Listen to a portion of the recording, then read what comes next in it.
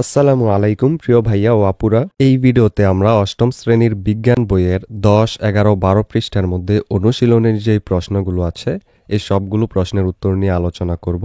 আমাদের আগের ভিডিওটিতে ফারিয়া আক্তার লিখেছে, থ্যাঙ্কস স্যার। তোমাকেও থ্যাঙ্কস ফারিয়া। এর আগের ভিডিওতে আমরা 9 পৃষ্ঠার এই কাজটার উত্তর এবং 2 পৃষ্ঠার মধ্যে থাকা এই কাজটার উত্তর নিয়ে আলোচনা করেছিলাম। ডেসক্রিপশনে তোমাদের এই বিজ্ঞান বইয়ের প্লেলিস্টের লিংক দেওয়া আছে, সেখানে ক্লিক করে তোমাদের এই বিজ্ঞান বইয়ের সবগুলো পৃষ্ঠার সমাধান পেজ বাই পেজ আকারে পেয়ে যাবে। সেখান থেকে তোমরা এই 2টা ভিডিও দেখে নিতে পারো। তাহলে চলো এবার আমরা 10 পৃষ্ঠার মধ্যে থাকা শূন্যস্থান পূরণটা দেখে নেই। প্রথম শূন্যস্থানটা হলো যকৃৎ কৃমির রেচন অঙ্গ হলো, এটার অ্যান্সার হলো শিখাকোষ। তারপর চিংড়ির রক্তপূর্ণ গহ্বরকে কি বলে? এটা হলো হ্যামোসেল বলে।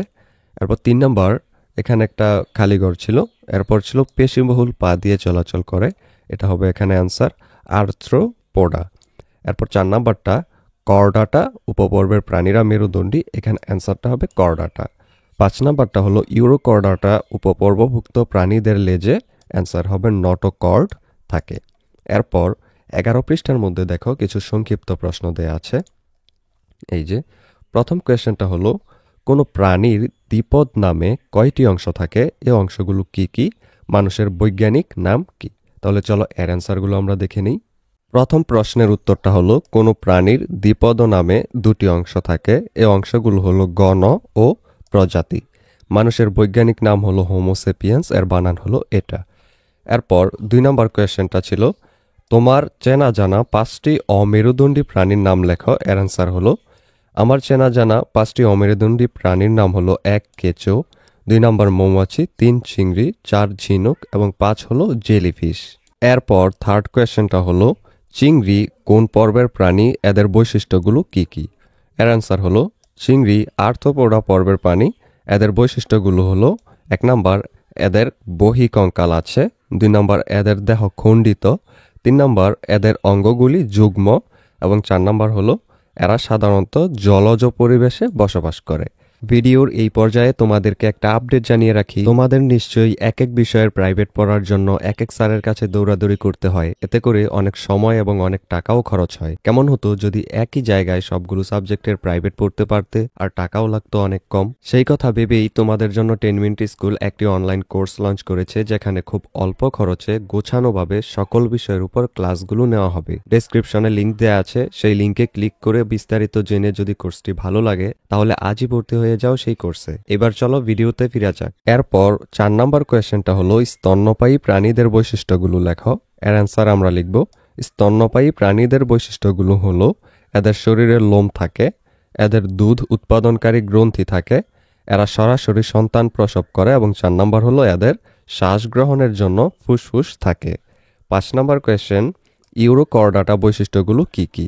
এর অ্যান্সার আমরা লিখব, ইউরোকর্ডাটা পর্বের প্রাণীদের বৈশিষ্ট্যগুলো হলো, এদের লেজে কর্ড থাকে, এদের সারা জীবনের জন্য কর্ড থাকে না, বয়স বাড়ার সাথে সাথে এটি বিলুপ্ত হয়। এরপর এদের শ্বাস গ্রহণের জন্য গিল স্লিট থাকে এবং 4 নম্বর সাধারণত এরা জলজ পরিবেশে বসবাস করে। এর পরবর্তীতে আমাদের জন্য আছে বহু নির্বাচনী প্রশ্ন। প্রথমটা হলো, কোনটি মলাস্কা পর্বের প্রাণী? এর অ্যান্সার হবে ঘ, ঝিনুক। এরপর 2 নম্বর, স্কাইফা ও হাইড্রা উভয়ই দ্বিস্তরী, বহিকোষী এবং সুগঠিত তন্ত্রবিহীন, এর অ্যান্সার হবে 2 ও 3। এরপর নিচের ছকটি লক্ষ্য করো এবং 3 ও 4 নং প্রশ্নের উত্তর দাও। এখানে একটা ছক দেয়া আছে, এটা তোমরা ভালোভাবে দেখবে।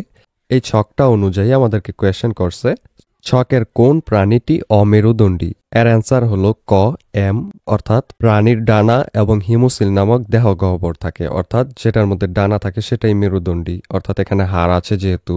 এরপর 4 নম্বর কোয়েশ্চেনটা হলো, উঠতে পারে এমওএন প্রাণী, এনও প্রাণী এবং এমও প্রি প্রাণী? এটার অ্যান্সার হবে ক, 1 নাম্বারটা শুধু। এরপর সৃজনশীল প্রশ্ন আছে 2টা, চলো আমরা সৃজনশীল প্রশ্নগুলোর উত্তর দেখে নেই।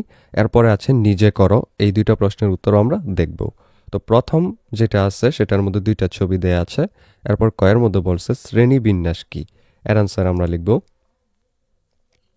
সহজে সুশৃঙ্খলভাবে বিশাল জীবজগৎকে জানার জন্য এর ধাপে ধাপে বিন্যস্ত করার পদ্ধতিকে শ্রেণীবিন্যাস বলে।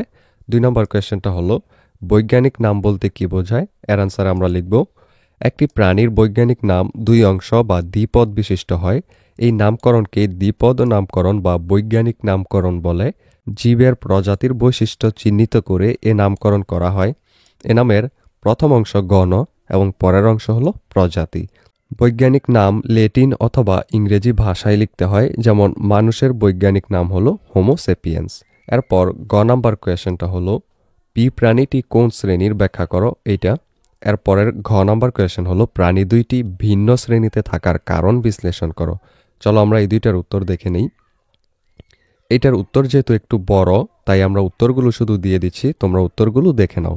পি এর উত্তর হলো এই যে এইটুকু, তোমরা ভিডিওটা পজ করে উত্তরটা দেখে নাও। এরপর ঘ নাম্বার কোয়েশ্চেনের উত্তর হলো এইটুকু, তোমরা একটু ভিডিওটা পজ করে দেখে নাও, এই যে এইটুকু, তারপর আরও একটু আছে, এই যে এইটুকু, এতটুকুই এটার প্রশ্নের উত্তর। আর পরবর্তীতে চলো আমরা 2 নং প্রশ্নের উত্তরগুলো দেখে নেই। 2 নং প্রশ্নের মধ্যে এখানে একটা উদ্দীপক দেয়া আছে, তোমরা উদ্দীপকটা খুব ভালোভাবে 2বার 3বার করে পড়বে। এরপর এটা অনুযায়ী কিন্তু তোমাকে গ এবং ঘ নং প্রশ্ন করা হবে, সেটার উত্তর দিতে হবে। তো এখানে ক নাম্বার কোয়েশ্চেন হলো ফিতাকৃমি কোন পর্বের প্রাণী? এর অ্যান্সার আমরা লিখব ফিতাকৃমি হলো প্লাটিহেলমিনথেস পর্বের প্রাণী। এরপর খ নাম্বার কোয়েশ্চেনটা হলো মানবদেহের নটোকর্ডের অবস্থান ব্যাখ্যা করো। এর অ্যান্সার আমরা লিখব নটোকর্ড নরম, নমনীয়, দণ্ডাকার, দৃঢ়, অখণ্ডায়িত অঙ্গ।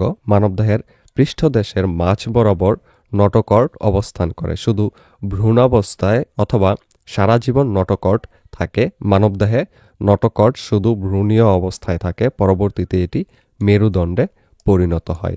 এরপর গ নাম্বার কোয়েশ্চেন হলো রাহাতের পর্যবেক্ষণের আলোকে প্রাণীটির শ্রেণীগত অবস্থান ব্যাখ্যা করো। এবং ঘ নাম্বার হলো প্রাণীটির শ্রেণীগত অবস্থান জানা রাহাতের জন্য প্রয়োজন কেন বিশ্লেষণ করো। এই গ এবং ঘ নং প্রশ্নের উত্তরগুলো আমরা দিয়ে দিচ্ছি। এই যে গ এর উত্তর হলো এইটুকু শুধু। এরপর ঘ নং কোয়েশ্চেনের উত্তর হলো এই যে শুধুমাত্র এইটুকু। তোমরা এগুলো একটু ভালোভাবে দেখবে, ভালোভাবে পড়বে, ইনশাল্লাহ বুঝে যাবে। এরপর দেখো এখানে 2টা নিজে করো দেয়া আছে। প্রথমটা হলো তুমি তোমার পরিবেশ থেকে কয়েকটি মেরুদণ্ডী প্রাণী সংগ্রহ করো এবং এদের বৈশিষ্ট্যগুলো লিপিবদ্ধ করো। 2 নম্বর কোয়েশ্চেনটা হলো কেঁচো, চিংড়ি, ঘাসফড়িং, শামুক, ঝিনুক, দোয়েল, রুই মাছ কোন পর্বভুক্ত প্রাণী? এদের শনাক্তকারী বৈশিষ্ট্যগুলো লিপিবদ্ধ করো।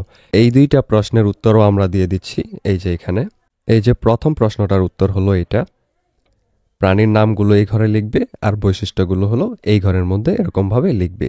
এরপর 2 নাম্বার কোয়েশ্চেনের উত্তরটা হলো এই যে এইটা, এখানে প্রাণীর নাম, এখানে পর্বের নাম এবং শনাক্তকারী বৈশিষ্ট্যগুলো এই ঘরের মধ্যে লিখবে। এই যে সবগুলোর জন্য আমরা লিখে দিয়েছি, তোমরা ভিডিওটা পজ করে এগুলো ভালোভাবে দেখে নাও। এই ভিডিওটি এই পর্যন্তই। পরবর্তী ভিডিওতে আমরা এর পরের যে অধ্যায়টা আছে তোমাদের, 2য় অধ্যায় জীবের বৃদ্ধি ও বংশগতি, এই অধ্যায়টা সম্পূর্ণ নিয়ে আলোচনা করব এবং এই অধ্যায়ের মধ্যেও যে কাজগুলো আছে এবং অনুশীলনীর যে প্রশ্নগুলো আছে সেগুলোর উত্তরও আমরা স্টেপ বাই স্টেপ ভিডিওতে দিয়ে দিব। ডেসক্রিপশনে তোমাদের এই 8ম শ্রেণীর বিজ্ঞান বইয়ের প্লেলিস্ট দেওয়া থাকবে, সেখানে ক্লিক করে সবগুলো ভিডিও একই সাথে দেখে নিতে পারো। আর এই সবগুলো ভিডিওর নোটিফিকেশন পেতে অবশ্যই চ্যানেলটিকে সাবস্ক্রাইব করে রেখো। পরবর্তী ভিডিও পর্যন্ত টেক কেয়ার, আল্লাহ হাফেজ।